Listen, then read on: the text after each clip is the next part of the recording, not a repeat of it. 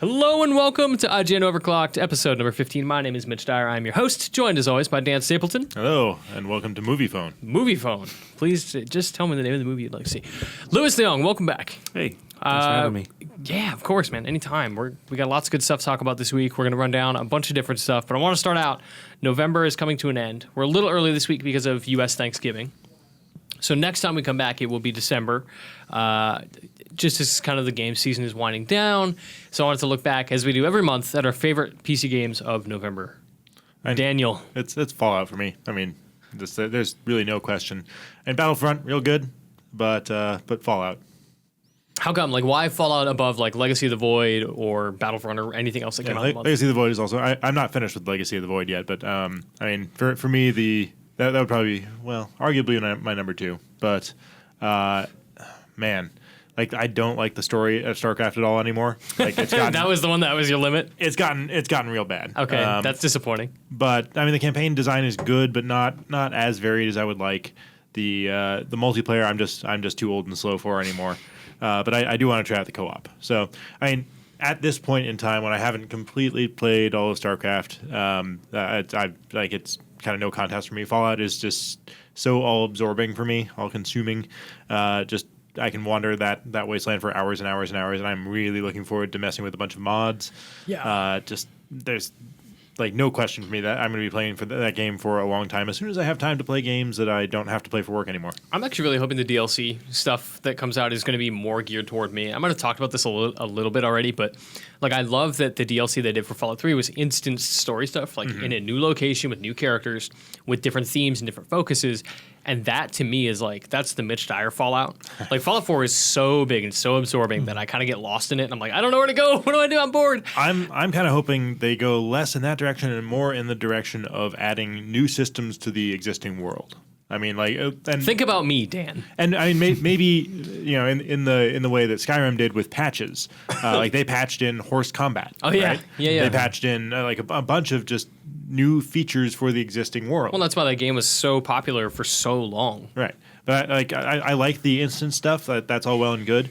But that world is, like you said, so big, and so like there's so much stuff in there. I would just love to see them do stuff to enhance that and make that even more replayable and re-explorable. Yeah, I don't think you're going to be alone in that vote. Right. Louis, how do you feel about November? Pretty slow month. Yeah, I mean, not a lot going on. Battlefront and Fallout definitely took the cake for most people. Choose one. Choose. I don't know. Well, I would go with Fallout 4. Any particular, like anything different than Dan? Like, did you fall into any of the crafting stuff or anything? Fallout 4 is just so expansive, and that's what I like about it. You can just get lost doing the most mundane stuff. Battlefront is more, you know what you're getting into. It's jump in, shoot some dudes. Yeah, exactly. Yep. I like the story-driven stuff, and that's why I play a lot of adventure games. So it's Fallout for me. Yeah, see, I'm a simpler man. I'm going with Battlefront. Battlefront was the one for me. Obviously, I think Fallout 4 is the more ambitious game. I think it's the more accomplished game, but Battlefront is everything I've wanted from that game for like a decade. And when it was announced that DICE was going to do Battlefront, I was like, man, like I hope they don't just do Battlefield. I hope they really do make a Battlefront game. And they did. And I think that left a lot of people disappointed, maybe because it lacked some of the systemic depth that Battlefield is known for. Well, it also pissed off some of the old Battlefront fans that it didn't have a lot of the content they were expecting. Oh, it didn't have the campaign that Star Wars Battlefront never had. Space fights. I mean, it sort of had a Battlefront 2 did. Thing. It was like... It was still kind of But it was just multiplayer maps. The thing that people forget is like it was multiplayer maps in a structured order. Which I would still be okay with that if they gave me some extra single player like powers to make me feel like I am the star of that. Yeah. Because that's the difference for me between a single player game and a multiplayer game in a lot of ways. Like if you can go through the same area, it's just I want to feel like I'm the star of that show when it's single player. Where in multiplayer, you're this disposable, expendable soldier, and you're just going to smash against the war machine. Yeah, absolutely. Yeah. Man, November was a good month for PC gamers. Like, it really was. We didn't go deep into, like, Legacy of the Void we talked about before. I'm still super excited to get to it. Oh, it's real good. Don't get me wrong. Like, I was sounded a little bit down on it earlier, but it's really good. Assassin's Creed Syndicate finally came to PC after a little bit of a wait.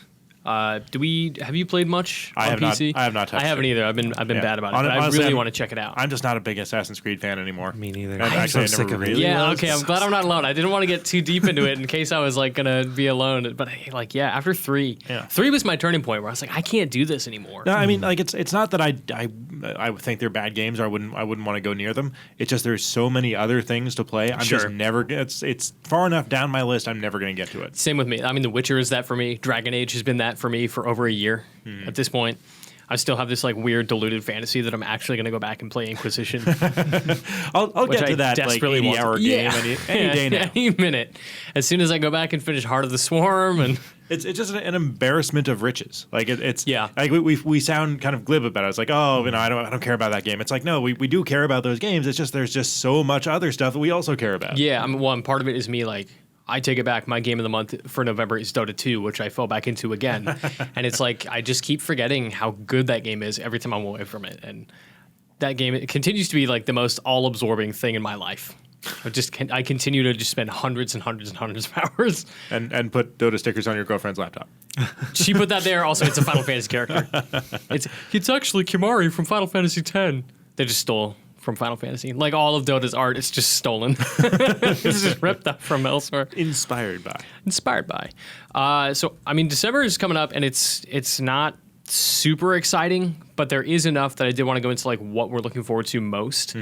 It's one of those rare situations where, man, it sure would be good to talk about all these great December games. Okay, well, there's like 2 or 3 that we could possibly get excited about. But it's awesome. There's good stuff, potentially good stuff, I hope, coming up as the year winds down. But Dan, what do you... Now, plot twist. Lewis, what are you looking forward to in December? The Steam sale. Man, good answer. Far Cry 2 is going to be like $3. Yeah. There's probably going to be an ARG associated with that, so I guess you can call that a game. Good. Yeah. Oh, God, yeah. So, I mean, Just Cause 3 that's the big thing that I'm looking for. I like open world stuff, exploding crap, so that's my thing. I really like Just Cause 2. I got to see Just Cause 3 when they revealed it and really liked what I saw. I'm really interested to see how the new open world systems work with the new traversal systems. And obviously, like those guys are so good at explosions. Yeah, It's so good. breaking stuff is just so damn much fun. Yeah. I mean, it's especially now that Red Faction isn't really around anymore. Like Just Cause is kind of the king of blowing stuff up. Man, you just broke my heart. I just remember the Red Faction. Your heart is deformable terrain. Man, Guerrilla was so fully good. destructible heart. And Armageddon was so not. Armageddon still had a bunch of let's break stuff guns. Yeah, it had like some good like I really liked the like weird magnet stuff they had. Oh yeah. Which was almost like actually really similar to the tether in Just Cause 3 where you're like linking stuff and they react.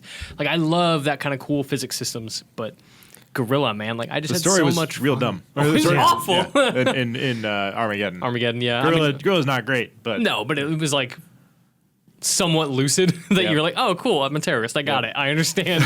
I'm gonna go blow stuff up with my truck full of mines. It's and cool I got a when sledgehammer. I do it. Yeah, it's fine. Yeah. I have a cause. Okay. That is just. Yes. Yeah. Yeah. Just Cause 3 is an obvious good one. I think I'm leaning a little more toward the Rainbow Six camp, just because.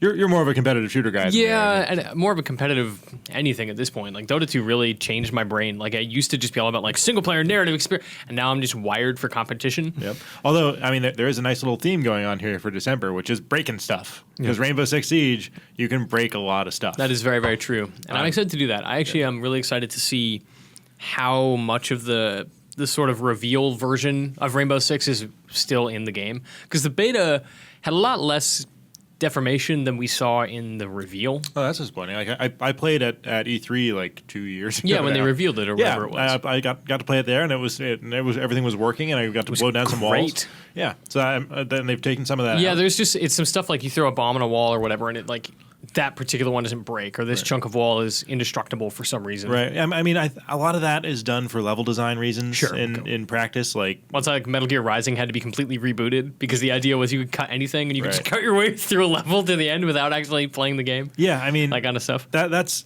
like I'm a huge fan of just deformable everything in games. Like it always frustrates the hell out of me when I fire a rocket launcher at a wooden door and the smoke clears and it's just like a little scorch mark on it. It's like that for me is like very disempowering. Like games are all about empowerment. It's like I want to go around and break things with these big weapons I have, and when these seemingly insignificant obstacles are just impervious to me. It's like, oh, okay, fine, I'll play by your rules. But the fact is, like, especially for I mean, I was going to say especially for single player, but also this is a multiplayer thing, and it's true of multiplayer as well, where there has to be some kind of flow to these levels. Otherwise, if it's completely freeform and just like Minecraft, you can break everything. Yeah. It's like there's no real level design in play. You know, it's you can just ignore that and break your own stuff, break your own way through things.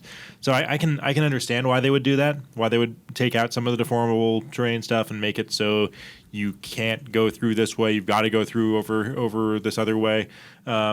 It makes sense, but it's a little disappointing. That was a nice little rant. I like that. I have lots of those. Yeah, you do. God, where were we? I said Rainbow Six. Who didn't we go to? No, we covered it. Oh no, I guess we didn't like supposed to go and Dan, but you kind of piggybacked on Blaze's choice. I'm a Just Cause guy. I you know, like I said, I'm not really fast enough for the competitive stuff anymore. Yeah. You know, if it's a bunch of old slow guys playing, then I'm totally on board. That's what Battle of Jakku is for. We can just go get shot in a desert. Yeah, it's like if I'm playing with people of a similar skill level, great. But it's real hard these days to get like a big group of people together for for one of these games that are all of similar skill level, and even like matchmaking is not like, totally reliable. Yeah, it's like if I get matched against people who are just like bad and incompetent, rather than just like not very skilled, then it's still no fun. It's still hard to find people that are of an appropriate skill level, even with pretty much the best matchmaking out there, which is kind of discouraging for multiplayer, especially when like I don't usually roll with a crew. Like it's like I can play when I can play, right? So yeah. I go on and I want to join into a pickup game basically. Yep. And especially now that I've got a kid, I've got to worry about with a multiplayer game. It's like, well, I might have to stop in the middle of this, and that makes me feel bad for abandoning everybody. Yes. So. Oh man, I've been there. Yeah. So you have abandoning people out of obligation. You've been on the other side of it. No, yeah. I've been victimized by it. I've had to do it. I've lost internet connection and just left everyone hanging. Sorry, Dota friends. But yeah, so I mean, Just Cause is more of a personal playground where I can run around and break whatever I want and blow up whatever I want. Yep. Based on Just Cause 2, like I never finished the story of Just Cause 2 because why would you? It's really much more about running amok. Yep. And that game, Just Cause 2, is really good at letting you just go nuts, especially with the mods. And Just Cause 3 has kind of adopted some of that stuff, like the Bolo mod, which lets you shoot out a bunch of things and tie a bunch of things together. Yeah. Like there's just so much going on. I mean, it wouldn't even surprise me at all if like a week after launch it had the multiplayer mod, because that Avalanche wants that. So they're going to, I would imagine they've already like seeded the game to those members of the community, and they've left it wide open for modding, and they've been super open about like, yes, we want mods. Shucks, we don't have multiplayer. Wouldn't it be great if the modding community was so good as it was? Haha. Yeah, I mean, like that is kind of a like you said, like have a backdoor approach to multiplayer, where I think they probably know that multiplayer isn't necessarily going to work great in that game. But if it's a mod, nobody cares if it doesn't work great because it's like, well, this is a mod. They don't have to support it. Yep. They don't have to make that work. Yep. And because with everything breaking, like that's something that's gonna make mods multiplayer real hard to work in a way the way you would expect it to. Right, and it's more acceptable if Lewis makes the multiplayer mod, we can just play it. If it breaks, it's like, oh, it's just a mod. Yeah. Like it's not the game. Yeah, get on that, Lewis. Get it together. Let me learn the code first. Cool. It's Black Friday week here in the U.S. with Thanksgiving, like we said. So I want to run down because I'm in desperate need of upgrading my PC.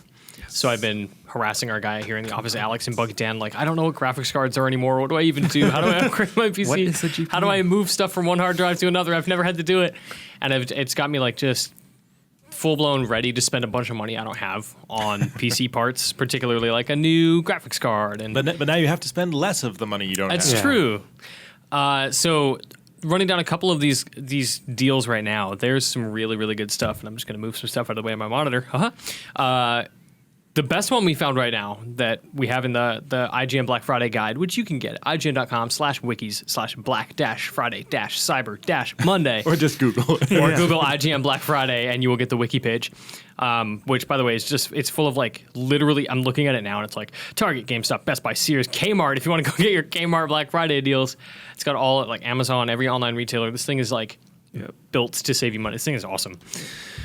But the one that stands out the most to me, I really, really desperately need an SSD because my desktop takes like 20 minutes to boot up. You're still on a mechanical drive? It's just embarrassing. Dude, you gotta step up. It's like, cool, man, I'll be right there for Dota 2. See you in a Let me warm it just up. play like one my without car. me. Yeah, let me get the hamster in there. Yeah, I mean that these days is like one of the biggest, most noticeable differences change your life. between consoles and PC. Like you play Fallout on PC, and like one of the biggest differences is those load times. Like it's the frame rate as well, but also just the amount of time you spend playing versus sitting waiting to play. Yep. Is tremendous, and it's one of those weird things. It's like when you upgrade an iPhone or an Android phone or whatever to the next version, and it's got it's got the higher resolution display. It's like you pick that up and it's like, oh, that looks nice. I can see why people are into that. I'm not sure it's necessarily worth spending a bunch of money on, but yada yada. And then you go back to your old one. It's like, oh my god, this is a awful. joke. Right? How did I live? Yeah. So it's something that you appreciate. It's way more when it's gone. Yeah. And I always do have kind of that kind of upgrade initial disappointment. I think like when I slap in a new expensive piece of hardware, I'm like, oh, this is gonna be awesome, and then it's like, well, it works kind of how I expect it to work. So it hasn't really exceeded. There's no wow factor there. Right. So it hasn't really exceeded my expectations. So I'm like, well, was that? Did I really need to buy that? And then I'll go back and see what it was like before. And it's like, yes, I really needed to buy that.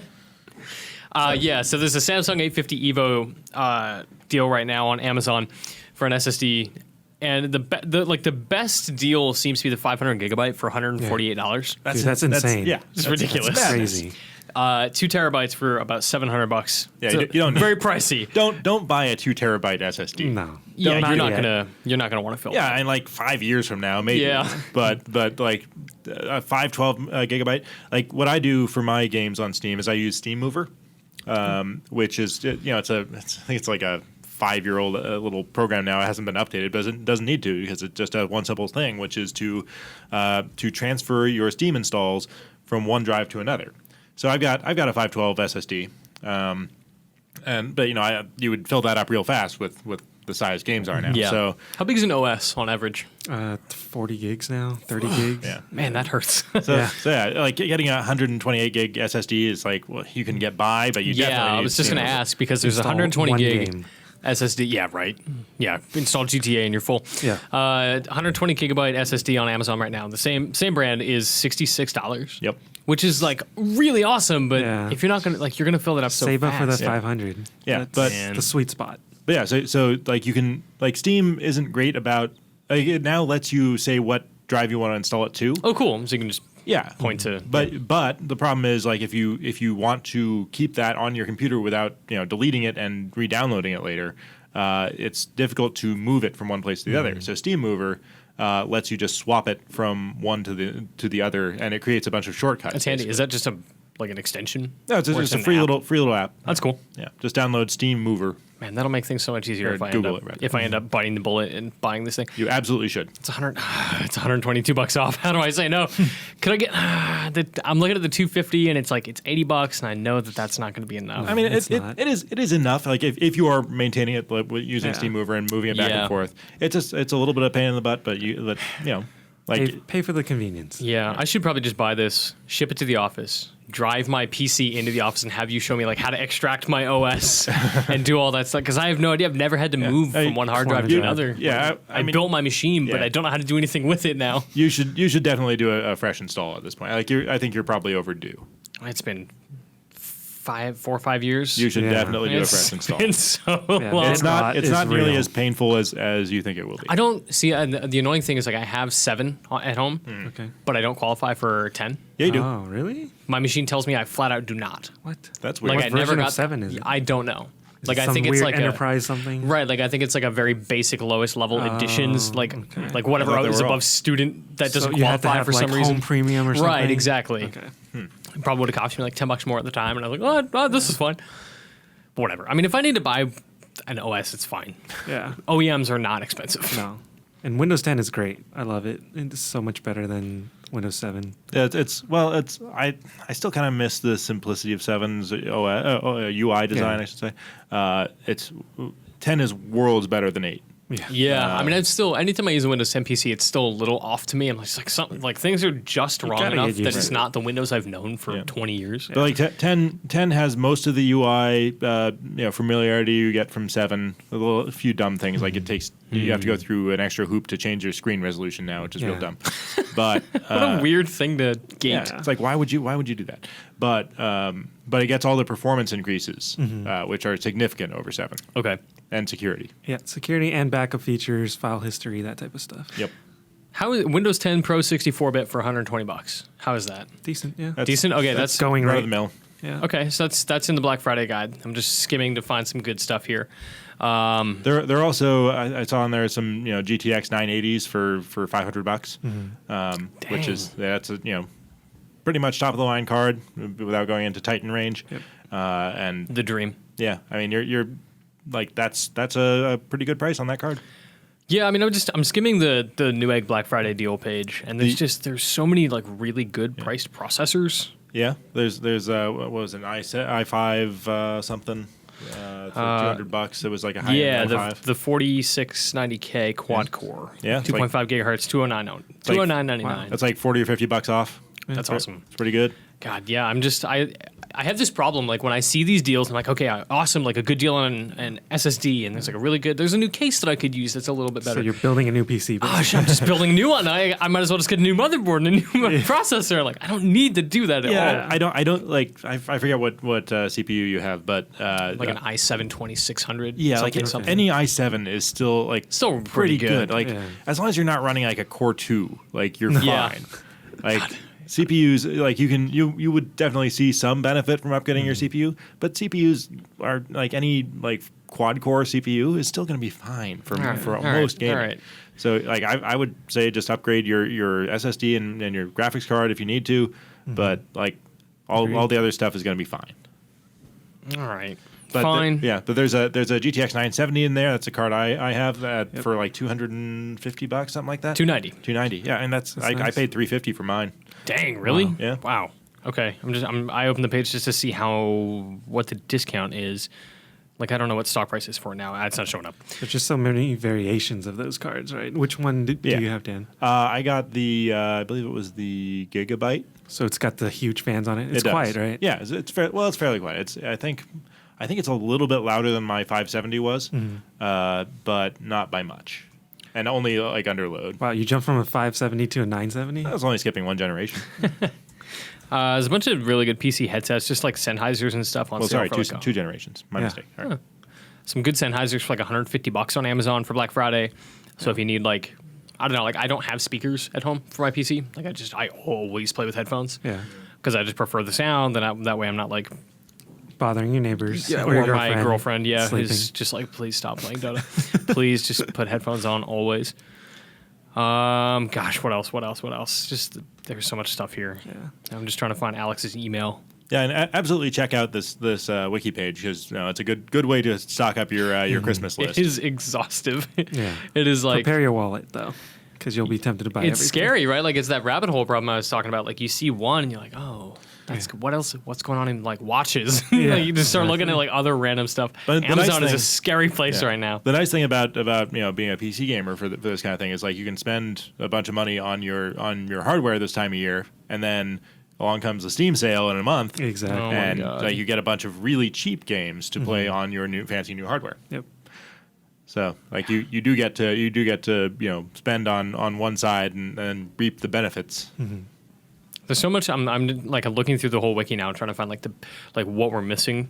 But there's just it's all consoles. It's all consoles and toys. Like it's all the episode 7 toys and all these like desperate companies trying to get rid of Xbox 360s and stuff like that, which is really funny.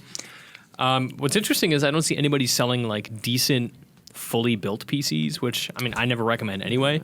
But it's just really fascinating that nobody's like, here's a great Dell, a crazy discount or whatever. Oh, is there? Do you know if Valve or sorry, not Valve, but Dell or Alienware or anyone is putting their Steam machines up for cheap? I think they're too early. They just Yeah. got released on the 10th, so it's kind of too early to discount it already. Yeah, that's true. Yeah, and I there was- imagine the profit margins on those are very tiny already. Yep. Yeah, I got it. I'm keep vamping. I'm just trying to open this email. I did get an email this morning from Valve about a discounted Steam machine, but it was from a brand I'd never heard of, Cyber. Cyber, yeah. Their Steam machines are like pretty decently discounted. Like their base model is 500. It's down to 3. That includes a controller. Uh-huh. Yeah, and the controller's worth $50. Yeah. That's really good. And then their top models, 1479 down to 1279. The nice thing about That's a good the discount. Steam machines, or at least what for their sticker price, is that they don't have to pay for Windows because they don't come with a Windows Yeah, yeah. install. And that is something to keep in mind if you are even thinking about getting a Steam machine. Is like you will not have access to the vast majority of games Yeah. on Steam. You only get a quarter Yeah. of the game library. Unless you go and install Windows yourself, which you can Yeah. do, but I guess that sometimes will Kinda- void your warranty. So just be prepared for that. Their top model is really good. It's got a 980, 16 gigs of MAM. Man, 16 gigs of MAM. man. Of memories. 16 gigs of RAM, a terabyte SATA drive, and an i7 4790. that's not bad. For how much? 1279. Yeah. And you can get it In in a small white, form black, factor, or so- red. Yeah, and that's the thing is it's Yeah. like it's the size of, An probably Xbox. like an Xbox. I was going to say a DVD player, but that seems generous. What's a DVD player, guys? Remember those? DVD players are pretty small these days.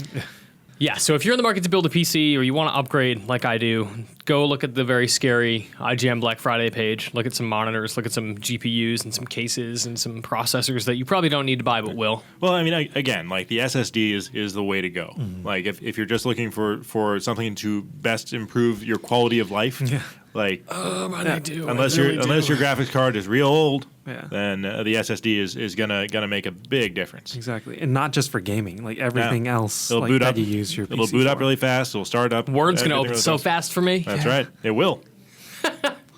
Got to make that word difference. Something I noticed earlier in the show is we talked about all of our favorite games in November, and something that didn't crop up at all was Telltale's Game of Thrones. That was not my favorite game of This is absolutely not mine either. mostly anything. It strikes me because Telltale's stuff has been so good, especially this year, right? Like we saw Borderlands come to a close really, really spectacularly, and the mood in the office about Game of Thrones is weird. It's weird because Telltale's been hitting it so hard. Like Walking Dead was excellent, Wolf Among Us was excellent, Borderlands is excellent, Game of Thrones was like almost excellent in places. So I wanted to pick your guys' brains about like And then there's Minecraft. and then there's Minecraft, which I forgot existed, just because I haven't played it, not because there's anything wrong with Minecraft. Well, if you ask Justin, there is. Anyway, Yeah. But I just wanted to pick your guys' brains, like, before I go on any of my rants. Like, I wanted to hear your guys' thoughts, especially, Dan, you reviewed the whole season. So maybe we start with Lewis. Like, best and worst bits. Like, what stands out to you? Before that, we should drop a big fat spoiler Oh, yeah. warning. Okay. So we are going to Yeah. spoil everything. Like, the gloves are coming off. We are going to talk very openly about story details, deaths, characters, events, tie-ins to whatever. Like, it's all on the table. We are going to spoil everything. So if you've played it, welcome aboard. If you don't care, okay. If you would rather not spoil Game of Thrones, please walk away now. But come back because we love you. Lewis, favorite things, least favorite things. What stands out, good or bad? Favorite thing is definitely that they did a really good job of making the decisions feel super gut wrenching. Like I agonized over the decisions in this game more than any other Telltale game in the past, and I had to go play through a couple times just to see if I really messed up or if there's some way I could. Yeah, can save I that undo this character, like you know? hellish situation I've created for myself? But at the end, I just ended up wondering, did those decisions really matter? There's always that sort of the fatalism in these types of games that are kind of on rails, but not really. They have to kind of end at some point that coincides with the TV universe, right? So at the end, it just felt kind of like my decisions didn't really matter, and it didn't really affect the outcome of what was happening in I mean, Westeros. that's true of pretty much all the Telltale games because they all have this kind of, I call it a helix design, right? So Yeah. it's you arrive at a decision point, it forks out, but then everything comes back to the same point.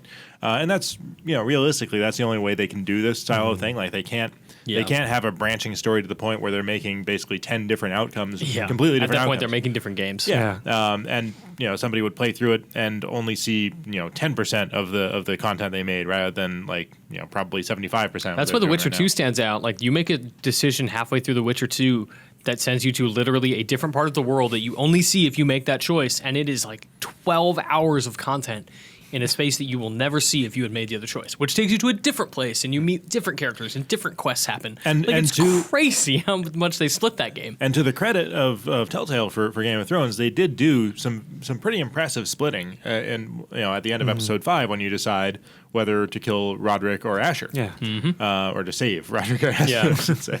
But that is more or less unprecedented than anything I've played of Telltale's. I haven't played Borderlands yet. Nothing like that happens. But, nothing on that scale. Right, because that is pretty impressive. They were able to do that, and you actually go to different places. When I played through twice so that I could see what would happen. But yeah, you see entirely different things. I was able to kill Lord Whitehill as Roderick, but not as Asher. Yes. So there are significant differences, which I think is great in the short term, but in the long term, I think it's really going to bite him in the butt. Yeah, and that's the thing is this was clearly engineered, or at least maybe last minute engineered to say okay, we have a second season coming. We don't need to resolve everything. We can leave threads open because, hey, Game of Thrones, and that's great. Cliffhangers are great when they're done well. I don't think that any story thread in Game of Thrones is worthy of a cliffhanger. Well, first you should go into your favorite part of it. Yeah, I mean, my favorite part is Garrett Tuttle. I love Garrett's stuff. I love where his story takes him. I like the people he meets, especially in episode 6. I really liked the North Grove cast. I liked, not necessarily because they're all super interesting people, but I liked that they were the bastards of dude whose name I'm forgetting. Lord Tuttle. Lord Forrester. Yeah, dude whose name I keep forgetting. But yeah, the Lord of Ironwrath. It was Gregor Forrester. There it is. It's driving me crazy. His bastards are there, and they are uniquely gifted, and they have one of them is a warg, and the other one can I wish they spent more time on their story. Me too. It was so cool that I wish Garrett had been there for 3 episodes. Yeah. Because that's clearly his arc. That is where he's meant to be. That is the story that they're going to tell. For season 2, for me, it's is clearly that's what it's going to be, is Garrett's story. And maybe Beskha Ryan. But that stuff was so good, and I really, really liked it, and then it was just over. Yeah, I mean, they're definitely mirroring the first season of Game of Thrones pretty closely in a lot of ways, which I thought was, I mean, it's you got to make it feel like Game of Thrones, but I think they might be going a little too far in that. To a certain degree. This lacks the spirit.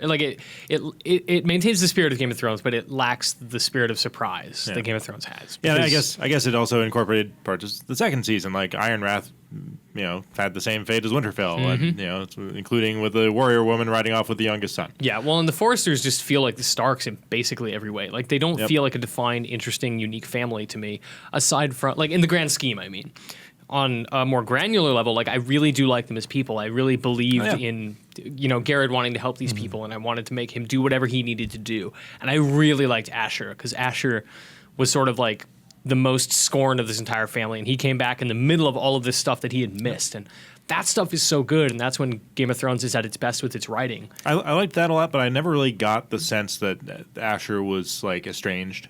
They never. He is sort of welcomed back with open arms. Yeah, so it's he catches up real quick. Yeah. Right, and it's they never really went into why he was banished, and there never seemed to be any hard feelings there. Yeah, I mean, it was the thing with Gwyn, right? Early on, you learn that his tryst with Gwyn sort of ends up with him banished out of fear of being killed or something by Ludd. Or something, yeah, I don't remember, right? And that sort of says a lot. But then Ludd didn't even especially seem too mad at him, or didn't. Yeah, and he's a little bit more respectful to Asher, and he's Willing to cut a better deal than he is with Roderick, who's way more of an ass too. Yeah, and when Gwen talks to Asher, she's oh, my father's a little afraid of you, Yeah. So I liked the characters. I didn't even really like Garrett that much. No. Interesting. He was just a little bit bland. He's very much the like the hero's journey character. Like he's the upstart from nowhere who's the good-hearted whatever. Yeah, like I think Mira was probably my favorite character to play as. My least favorite by far. I By far. For this episode, that was the truth for me too. This episode was the one where I was like, oh, like her stuff's finally. Oh, okay. Like, okay. That's why I was one of the big disappointments in the finale for me is that Mira's story went nowhere. Yeah. And What happens if you accept the proposal? I mean, they killed the Thomas instead, or Tom, the kid.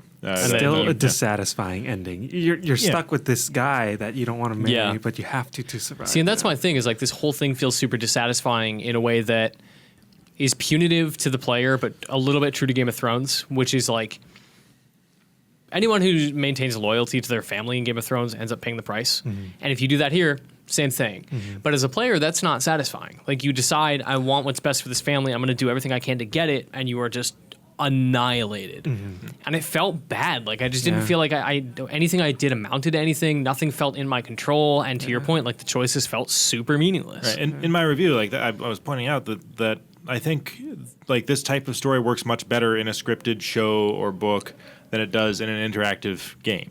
Because in an interactive game, like I want to be able to have some impact. I want to make things better. The outcomes have to be like, so there has to be some way for me to improve things. I don't even need like a win state and a loss state, but like if I can lose less. This just made me feel helpless at the end of it all. Yes. Right. Super helpless. And like the interactivity of it, I think makes that worse. Yes. And that's why I just don't care about season 2. I just don't like. I had as a potential topic if we were going to do more subjects on this, like what we want from season 2, and I'm like, I don't care. I'm probably not going to play it. The reason I'm kind of down on the idea of a season 2 is like they've got so many characters who are simultaneously alive and dead. Yeah. That I don't see how any of their stories can be continued in a meaningful way. Like, how can they do? How can they have both Asher and Roderick simultaneously have their stories, go through in a satisfying way? Does Roderick live? Did you kill him?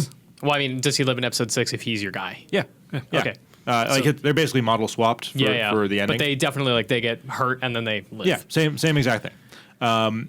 They get a giant head-sized hole in their stomach and they get thrown over a horse and they're fine. Yep. Believable. But like, like Mira is either alive or dead. Yeah. So Mira can never do anything meaningful for that story because she might be dead. And she can't do anything in the new story because, like, I don't know, and this was the problem with Walking Dead Season 2 is anybody from 400 Days, the in-between episode, who they were like, this is going to set up Season 2, like, they were totally inconsequential. Right. And how do you have a sequel to the series where the Foresters are inconsequential? Right. And they would basically have to have like Beska and Ryan go off to some other house and have an entirely different cast of characters, and you've got Garrett, who is basically independent of everything else now because like they're he's doing his own thing geographically removed. Yeah, like they don't even know what's going on at Iron Wrath. Well, and even then, like you can march south, right? And it's like, well, that's confusing too. And that's absolutely going to be stopped. Like they'll run into something and have to go back. Like Stannis, probably. Right. Yeah. So it's just like that story. Like if the more you know about how these games work, the more like depressing it is that like none of this stuff can really play out as a result of what you've done. Yes, and that because it's authored. Yeah, because they can't have a wildly branching season 2. Like they have to have a starting point that is going to be more or less common to everyone, despite Mira being alive or dead, despite Asher and Roderick being alive or dead, despite Duncan and what's his face. Forget the other potential sentinels. Yeah, I know. Royland. Yeah. They're alive or dead. Despite Blood Whitehill being alive or dead. Yeah, and all that stuff, like it could amount to like a neat world state in season 2 where people talk about it, or maybe you see one of them, but they can't be major players. It doesn't work. Yeah, it's just going to be a mention in passing. Hey, remember when that guy died? Which is almost pandering and not helpful in terms of like an emotional connection to this, which is what they do best. Yep, and I mean they're working on the model of the Game of Thrones show, which is they've done fairly well here, in that they are discarding a bunch of characters, introducing some new ones, and then they'll introduce a bunch of new characters in the next season. Great, but like it's just not very satisfying in game form. Like the trauma of of watching somebody's futile quest, or they're watching somebody go down for what they believe is different from having them go down as a result of what I chose, and especially when they go down no matter what I choose. What was your guys' ending? Like in the credits, it's like mine was like unyielding loyalty to the house. I think mine was just something along the lines, but fought with conviction. I think it was that. So so you probably had like 5 blue and 3 red or whatever. Yeah, I had like 3 red. Okay. Yeah, I forget what my initial one was because I did it so many different times. I had to switch platforms several times, so I was using kind of randomized saves several times. So all of the above. And that's another thing. Like these, it's weird for me with these games where they invite you to replay them because it's like, oh, well, what if I had done that? What if I had done that? So I want to replay and see what happened. But the more you replay and see what happened, the more you see how little your decisions matter. Yep. Yeah. It's kind of a catch-22. Yeah. Well, that like Walking Dead proved that they have a good, consistent world state that is of very little consequence long term because in Walking Dead, they just fast forwarded through time, which they will probably do for this one as they sort of sync up with season 6 for season 2, which is incredibly confusing to say out loud. Yeah, it's like the concurrent Star Trek shows where they're in the same timeline but different seasons for each one. Yeah. Buffy and Angel had the same problem, and it's very confusing. It's fine. It's Buffy season 4, it's Angel season 1, 2. I can't even remember anymore. Yeah, Whatever. Yeah, it's a weird thing because I don't hate it. No. I see what it was trying to do. Yep. But and I think it does succeed in a lot of ways. it has small successes. It's just there are so many things that I just don't think Game of Thrones is a story that adapts well to a game like that. Yeah, and I think this is the first Telltale series since The Walking Dead, or since before The Walking Dead, because I liked The Walking Dead. First series Telltale's done in probably 5 years that I've flat out disliked. I just didn't. Like, I liked some parts of it, obviously. I think there's a lot of good stuff, and I like Game of Thrones so much that I can get invested in it really easily. I liked the Foresters, but there's so much about it that just doesn't make sense or seems sloppy or just didn't work for me. I just didn't care. I don't know if I'd call much of it sloppy. I just think it was. I think Telltale was in as much of a no-win situation as the Foresters. But there was like anything that happened after the credits was basically just like open-ended threads where I was like, what happened to Beska? Where's Ryan? And like, they're together riding off. They haven't seen them in half an hour, but there they are. They're fine. Like, you see them in the house for a fraction of a second, and it's like, Beska is the most interesting character in this game, and you just totally ignored her for the end of the game. Okay. Well, that's the only way to keep her alive for season 2. I think what made Walking Dead such a success for me was that it was very streamlined on a core set of characters that you really cared about. At the end of this Game of Thrones episode, I just didn't really care about any of them.